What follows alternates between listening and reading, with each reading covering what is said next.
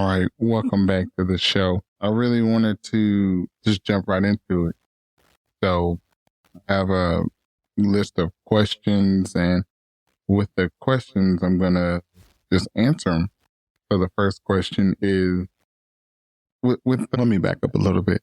With the controversy of all of the VAR decisions from the Premier League this weekend, is refereeing costing points to teams? And if that's the case, should there be a remedy? My thoughts on that are as follows. I believe that referees are human beings. Human beings make mistakes. Human beings make mistakes as players because the players are human beings. The coaches make mistakes. Fans make mistakes. And referees ultimately make mistakes as well. Nobody's perfect in any part of the game. And the fact that you have humans, you just have to deal with that. It's never going to go away. It's never going to be perfect unless you fully automate VAR and make it robotic. And you make it, the AI is watching the plays and the AI is determining who gets a penalty or what plays get reviewed. So the fact that referees are human beings, it's a real thing. I don't think refs get enough credit. Like, everybody knows that humans aren't perfect, but yet and still the athletes get to be imperfect. The coaches get to be imperfect. The fans get to be imperfect. The media gets to be imperfect. But referees, they have to be perfect, and they have to watch the game and they have to get everything right on the first try, if you ask a fan. And I personally just don't think that's fair, because we are dealing with human beings at the end of the day. That being said, you know, there shouldn't be a remedy. There should be an acknowledgement that we got this wrong, but there also should be, on the referee's side, an ability to move forward and carry in mind those mistakes that you have made and make things right, because that's ultimately the most important, learning from your mistakes and not making the mistakes again. Because when you make those mistakes, it really, the margins in pro sports are just so thin, right? Like, you talk about missing a goal from or by a few inches, a few feet, you know, that missing that goal by a few feet at the end of the season could mean the difference between a team going down to the championship or staying up in the Premier League. It can mean the difference between a team getting the 3 points that is in second place to win the league or finish in second. It can mean the difference between a coach getting fired. It can mean the difference between a player retiring. The margins are super, super duper thin in pro sports. And when I say the margins, the ability to make mistakes, like the alternate universe, the what if this shot misses? What if the ball bounces left instead of right? What if the ball bounces an inch to the left, an inch to the right? People can lose their jobs. People can lose their livelihood. People can be called the greatest of all time. People can be called trash just because of how well or how close these things really are. And I really think that a lot of times when we're watching games, that stuff gets lost by the wayside. We just watched the Super Bowl and the Chiefs kicker kicked the field goal to win the game. But he missed the first half field goal, and he didn't miss it by much. But again, that just goes to show you how thin the margins are. And had he made those 3 points before, maybe he doesn't need to kick a game-winning field goal. Maybe we're up by 3 as time expires, and we don't need the field goal to win. The margins are super small. You know, the difference between getting a first down on 4th and inches That could mean we blow up our roster and coaches get fired and players get shipped out and contracts don't get renewed.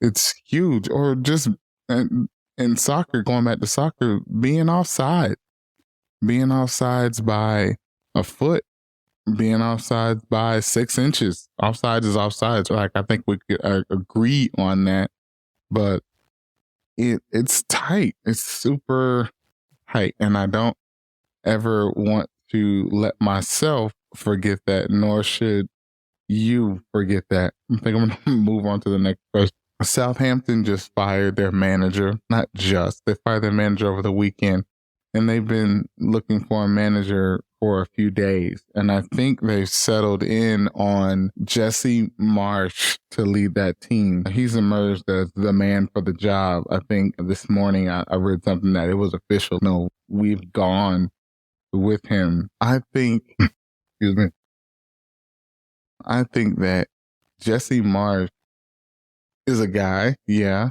and I don't believe in all the recycling that takes place within pro sports. I believe that there are very capable guys waiting in the wings to get a shot, to get their big shot, to coach a team, to lead a team, to play in the game, but they just need an opportunity. And all the retreading, sometimes it works great. Sometimes it doesn't. Most times I think it doesn't. But the times that it does work is very few and far between. But, you know, Southampton, they're not a big money club. So they're not in the market for Zidane. They're not looking at Pochettino. They're not looking at the regular names that you would think of when a big job opens up, especially mid-season. Maybe when you're looking for a guy in the off-season, you may have access to bigger names than you would before, but a relegation battle, I don't think that's something that anybody's looking to sign up for. Jesse Marsch wasn't able to lead a team that basically, like, the ownership spent money. They bought players. They got him a squad that he wanted, or they went and bought players that he wanted to have in the squad, and he still, for whatever reason, wasn't able to get it done. That's scary. Like, he was fired with full backing and full confidence. And Southampton, while they've been a Premier League team for a really long time, for whatever reason, I don't think that they have the quality to withstand a relegation fight at this point. I think it's over. I think they're going down. And so if you hire Jesse Marsch, you are hiring a manager to manage a championship team and not a Premier League team, because they are going down to the EFL Championship. I think that's pretty much guaranteed and locked away in the book. But he's not going to be the guy to guide you successfully through a relegation battle, given the quality of the team that you hand him. Good luck, and I would love to be wrong. I really don't think I am. The next question is, Marcus Rashford has been playing really well. Who should get the most credit for the form that he's in right now? And honestly, I think that's an obvious question. I think the credit goes to Marcus Rashford for playing well. He is 100% in charge of the performances that he puts out on the pitch. And yes, some of that is going to depend on the team that you have around him and some of the coaching that he receives. But at the end of the day, that man has to go out there and decide, make the conscious decision to get the best out of his body and get the best ability out of his game that he has to offer. And I understand that he is a professional and he's grown up in that club, but he still is responsible for 100% of the performances that he lets out. And I think for the most part, he's been able to do that. Shout out to him and shout out to Manchester United. I think they have moved all the way up to second place, either second or third. I know they're in the top 5 for sure. I'm not looking at it and I don't feel like pulling it up right now, but Manchester United is in great form, and we always knew that they had the players especially when recently when Ollie Gunnar Solskjaer was there, and he wasn't able to get the best out of those guys. Like, we always knew that the team that he had wasn't really the issue. It was tactics. It always came down to tactics and how these guys were used. We knew that when Ten Hag was hired, he was more of a thinking man's manager. He was more of a tactician, so to speak. And he was able to really look at the team and figure out who plays the best in what position. And obviously, yes, there's been some tinkering with the side, figuring out exactly how long to play who, where, what formation to use, so on and so forth, especially given the short preseason that he had. But I think ultimately in the end, the best players shine under him. Casemiro playing well. And I also believe that, Casemiro is a very high quality player. He might be on the backside of his prime, but he's still a really quality midfielder. And so when you pair really high quality players with a tactician, they are able to identify the best places, the best ways to use those players and to put them in the best position to win games.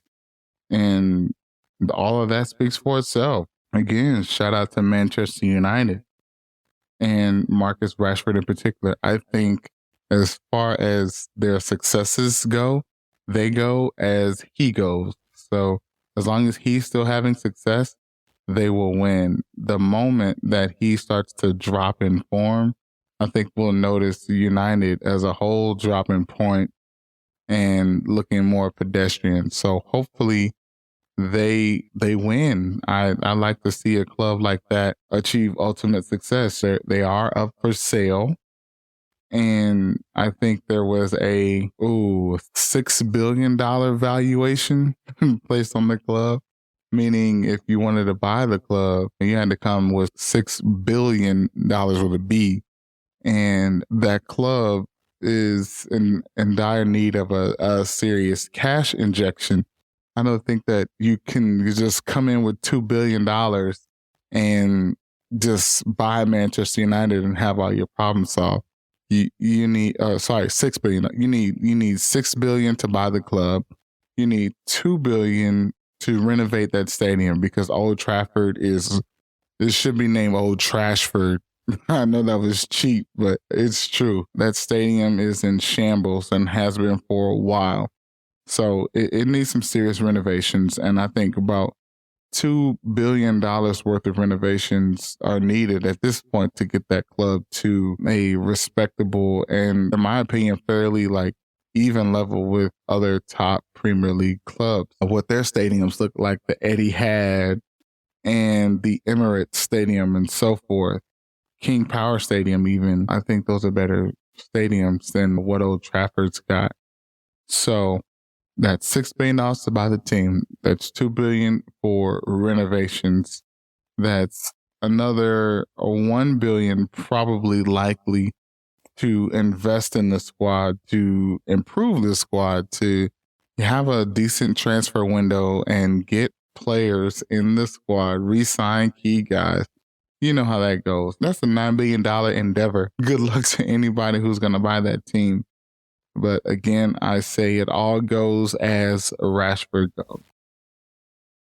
So the next question is fairly related to Manchester. Not fairly related. It's absolutely related to Manchester United. But the question is, how does Manchester United handle the return of Mason Greenwood now that he has been cleared of all the charges and allegations against him?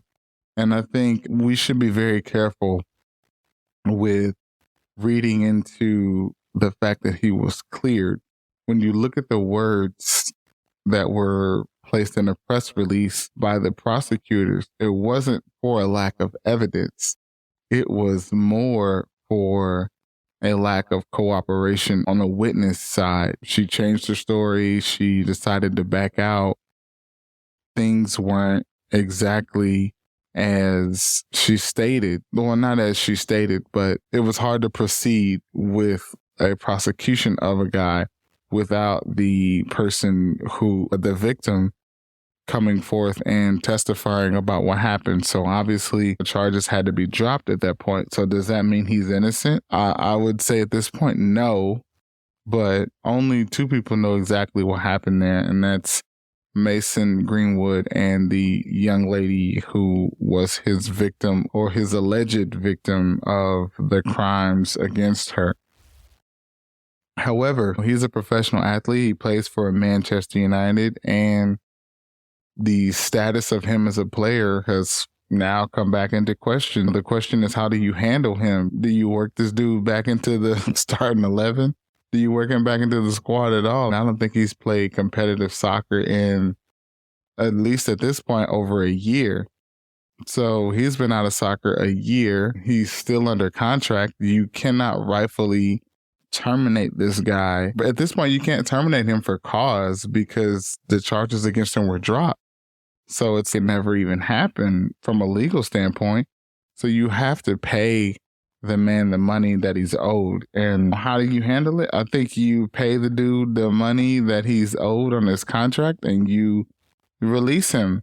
I don't think you release him and tell him to kick rocks in regards to his salary. Like, you got to pay him what you put pen and paper, or what you put on pen and paper. But at the end of it, the man deserves to be paid his contract, because what you don't want is, you don't want to work this dude back into the squad and you're going out and you're traveling as a team, and every time you go to another stadium, you got fans bringing it up. Every interview, you got reporters asking questions about it. Ask Deshaun Watson how all that feels. And to me, that's probably a terrible zoo of a place to be. And I know I wouldn't want to be there as a player. You pay the man his money and you let him walk away. What does that mean for Mason? I don't know. Maybe that means he moves to a lesser league than the Premier League. Maybe he leaves England and plays in another league. Maybe MLS is on the table. I don't know.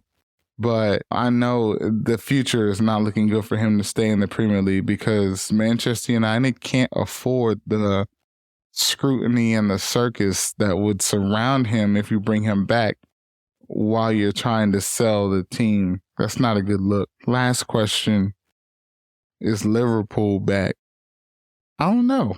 They look really good against Everton, but that's, as Chris Rock said, that's like playing basketball against a special needs kid and calling double dribble so you can get the ball back. You know what I mean? You're playing against somebody with both hands taped behind their back. Everton has a lot of struggles, and as much as Liverpool is struggling, it's two different levels of struggle. It's, oh, I can't afford to pay my credit card bill, versus we can't afford to keep the lights on. Two different levels of struggle. I think obviously Liverpool is the credit card users in that scenario, and Everton is living in a blackout because they are struggling big time with everything they have going on in their squad. They're obviously in the relegation battle, and I think they are there with, say, Bournemouth and Southampton, who have their own sets of issues. It's a nasty place to be at the bottom of the league. The talent pool, it's not a barren team. They're not devoid of talent, but it's tough. I think I heard today that Everton actually had not won this fixture since 1999. And for context, I was 13 in 1999. That was a long time ago. Those days are far behind. And Everton, in the last 14 years of that fixture, have certainly fielded a good team.